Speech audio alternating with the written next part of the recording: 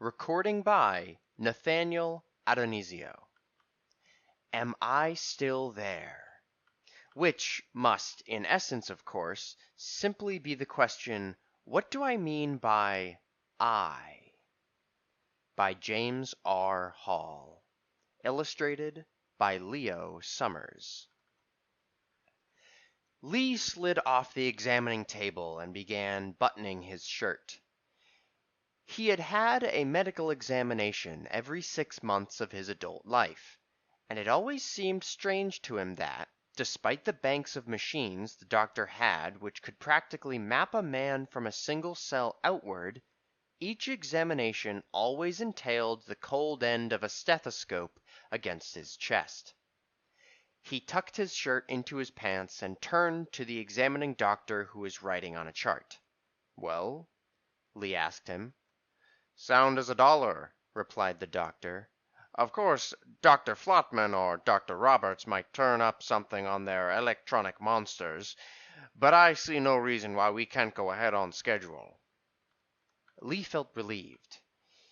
Even while being examined by technicians, MDs and biologists, he had been conscious of the hundreds of little dull pains which had nibbled like mice in every corner of his brain. Sometimes he felt like a piece of his brain was being completely smothered, a horrible sensation of having a part of his head severed from him. This would go away, but would appear again in a different area, usually in about 15 to 30 minutes. Well, the doctor said he was fit for surgery. That would end his nagging pain, just as it always had in the past. "If you're ready now." Lee became aware the doctor was speaking to him. "Oh," Lee said. He had no idea what the doctor was talking about.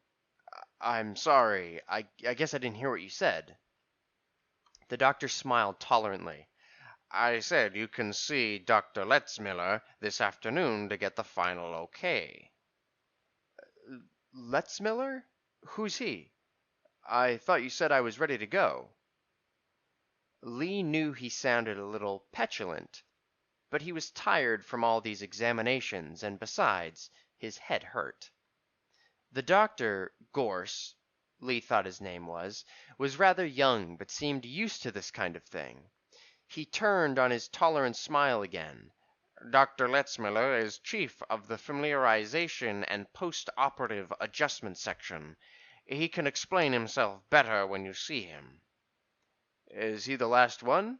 Lee asked. He was already following Dr. Gorse out the door and down a corridor. Dr. Gorse stopped before a door marked Dr. C. L. Letzmiller and opened it. "The last one. You take these." He handed Lee a thick manila folder. "And tell the girl Dr. Gorse sent you for your interview." He waited until Lee had entered, then closed the door and left. Evidently, Dr. Letzmiller had been expecting him, for very shortly Lee found himself sitting at the doctor's desk, comfortably seated in a brown leather armchair. He was facing a rather pudgy man who was leafing through the manila folder Lee had given him. Finally, Dr. Letzmiller looked up. "Well, well now. Mr. Lee, suppose you first tell me about yourself, and then I'll tell you about me." "Tell you about me?" Lee asked. Dr. Letzmiller smiled. It was another tolerant smile, but it seemed more sincere than Gorse's. "I suppose the best way would be for me to review these facts on your medical history. You are Vincent Bernard Lee?" "Yes, sir." "Date of birth?" "August 11th, 1934." "That would make you 409 years old." Lee hesitated. He never really thought of his age. It had long ago ceased to be of any importance to him. Of course he remembered his birth date. It was one of those facts that always appears on your records, like your social security number. He did some calculation in his head, as rapidly as the constantly shifting blank spots in his thinking would allow him. "Yes, sir."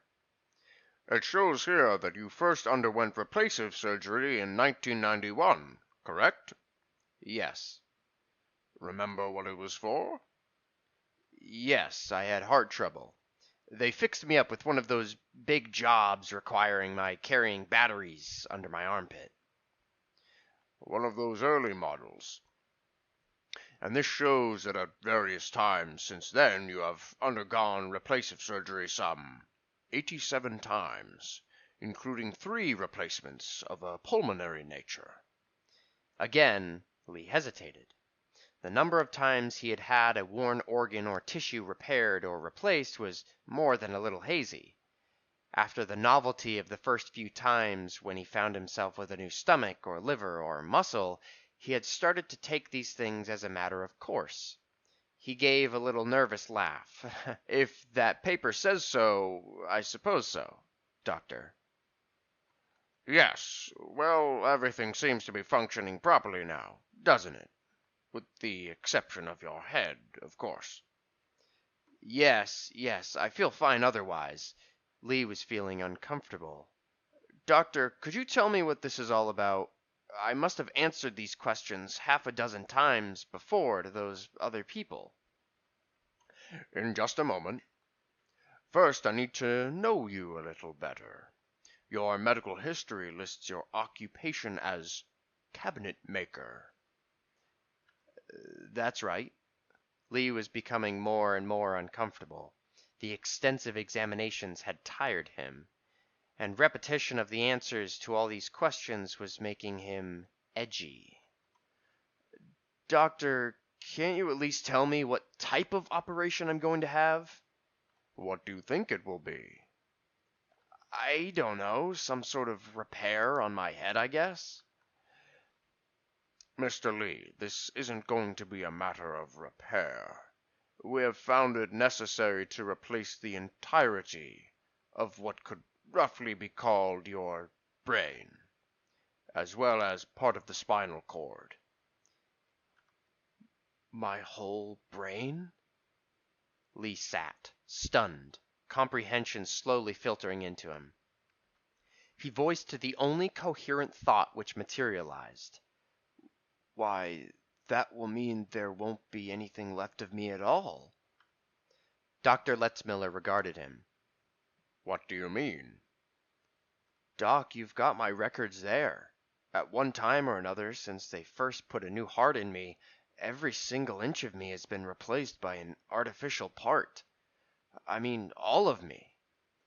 There's not one bit of me, heart, eyes, toenails, nothing, that is me. That bothered me quite a bit when this left eye was put in. I mean, I thought, well, this isn't me. This is my brain walking around in a jumble of artificial flesh. I tell you, it bothered me.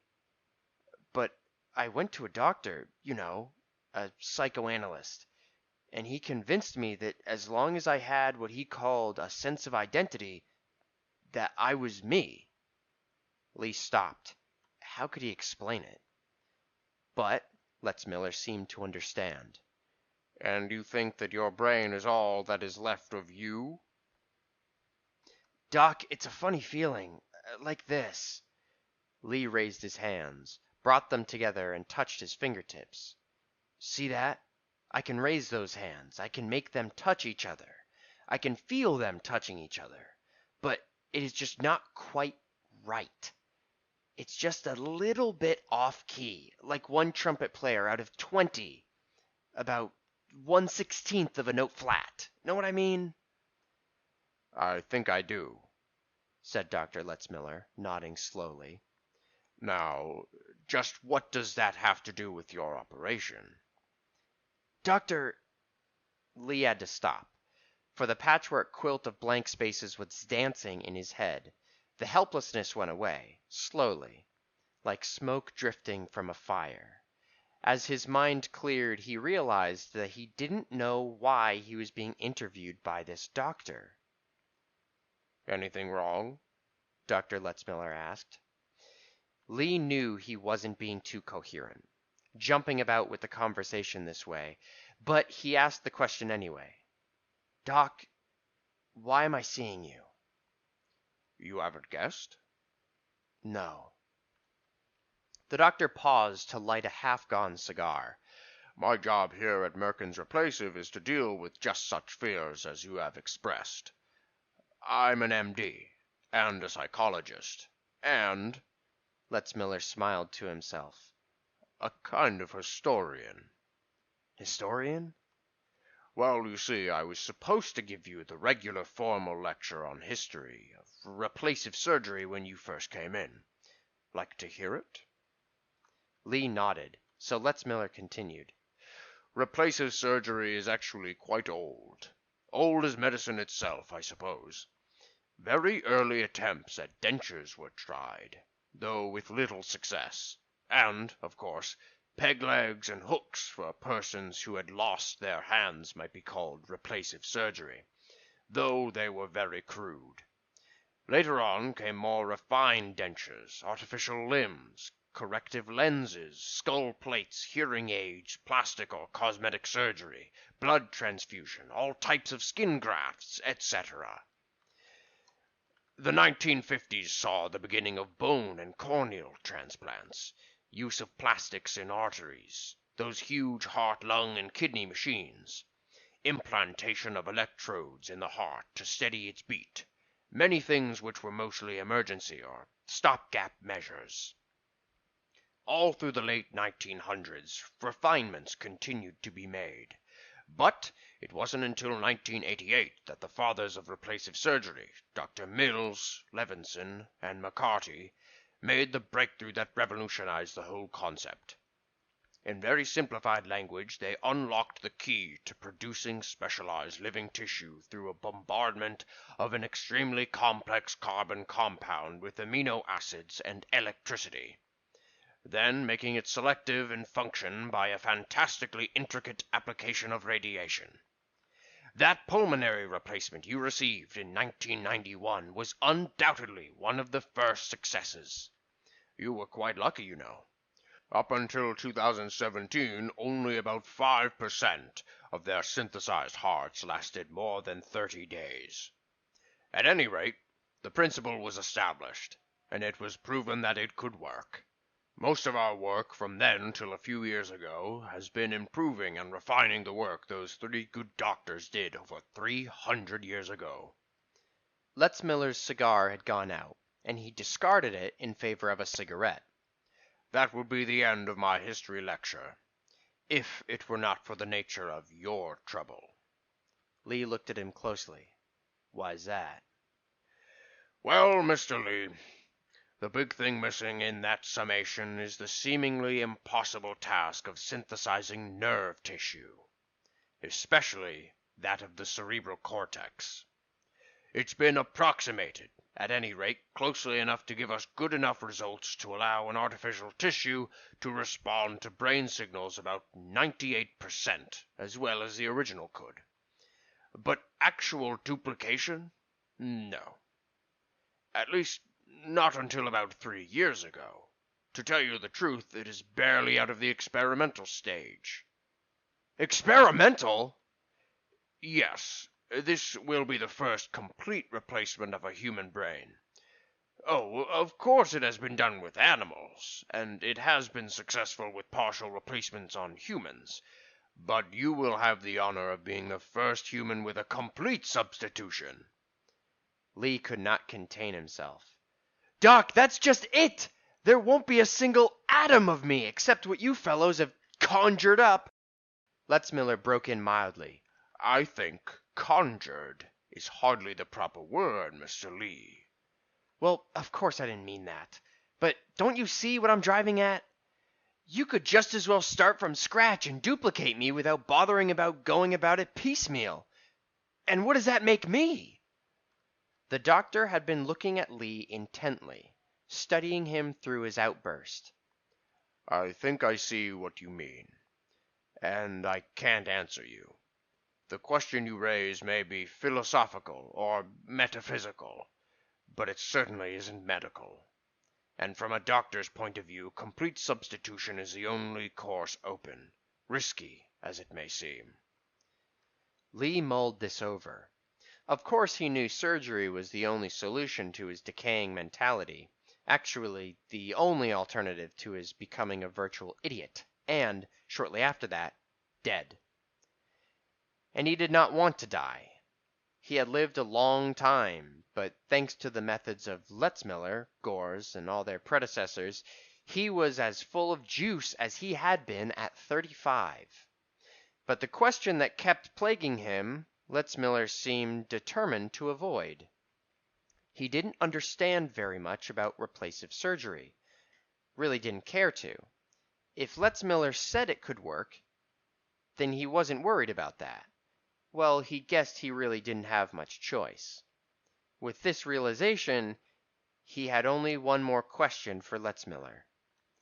Doc, if I'm not me when this is over, do you think I'll know it? Letzmiller looked at Lee's troubled face. Do you think that you would want to? Lee answered slowly. No, I guess not. Letzmiller rose from his chair. I'll talk to you again after the operation. Do you think you're ready to go to your room now? Lee nodded, and obediently followed the doctor. Lee was asleep when the nurse came, but with the efficiency of all good nurses since time immemorial, she woke him to give him the sedative to prepare him for surgery. She chattered brightly as she prepared the hypodermic. You know, you have all the nurses speculating, Mr. Lee. I mean, we're wondering just what Dr. Lakin, he's the anesthesiologist, is going to use for you when you won't have any brain for the anesthesia to work on. She stopped, the needle poised above Lee's arm, realizing the inaptness of her remark. Oh, I shouldn't have said that. No, it's all right, said Lee. I've already reconciled myself to being the headless horseman for a while. He had, too, although it was wonderfully strange to think of himself lying on the operating table with a cavity where he right now thought, felt, knew that he was a person. Lee didn't actually lie on the table in the literal sense. The table was inclined to about 45 degrees, with his head exposed and supported by a clamp on the cheek and jawbones. His arrangement was necessary to allow the waiting machinery access to the area where it would perform. Physicians, surgeons, biologists, and the like were gathered in the amphitheater to see a bit of medical history. Actually, there wasn't much to see. A team of technicians, radiologists, and surgeons were working around Lee. Some were attaching electrodes to parts of Lee's body to maintain the electrical impulses necessary to keep his vital processes in motion while the main switchboard was out of commission. Others were sensitizing the exposed brain, from which the skull had already been removed, to guide the delicate fingers of the huge automatic operating, recording, and calculating complex through its precisely programmed steps. Letzmiller was among those in the amphitheater as a spectator, drawn both by professional curiosity and a desire to know the answer to Lee's question. Doc, what will there be left of me? Of course, he couldn't find out even part of the answer for some weeks. Even the ORC complex, now being fitted to Lee's unconscious brain, adjusted and activated, would not finish with its job for something like 32 hours. The synthesizer would reconvert the data, translate it into countless chemical and electrical formulae, and apply it to the raw materials of carbons, amino acids, proteins, and other components. When the basic organ had been reconstructed, a process requiring another week and a half in the synthesizer, it would be grafted back. The nerve lead-ins would then be reconnected, one by one, spaced at intervals to avoid shock. Lee would be unconscious the whole time, of course. Or rather, Lee would be unconscious part of the time. Most of the time he wouldn't have the capacity for either consciousness or the lack of it. Dr. Letzmiller observed the huge ORC complex for a time, but there wasn't anything to see. It simply sat over Lee, doing its job.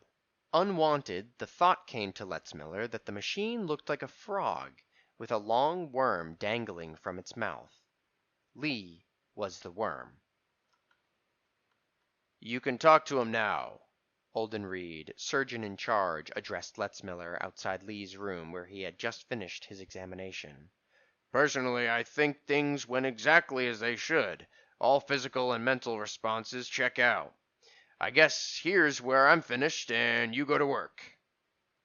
Lee was sitting up in bed as Letzmiller entered. He looked just like he had in Letzmiller's office before the operation, except for the small white bandages around his head to protect his healing skull. Well, The doctor said. how do you feel? Your head hurt? Letzmiller checked at Olden Reed's office and was admitted to give his report, as had been planned. Well? Asked Olden Reed. Letzmiller lit the end of his cigar before answering. I wholly agree with you. Everything seems to have worked out exactly according to plan.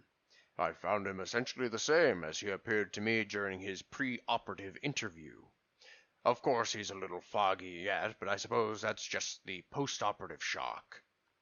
Yes, that will clear up in a few days. He seems alert, responsive, full memory. I don't think there will be any difficulty with my part of his post-operative treatment, except... Doctor, have you ever listened to a group of violins and just sensed, not actually heard, that one of them seemed about a quarter of a note flat?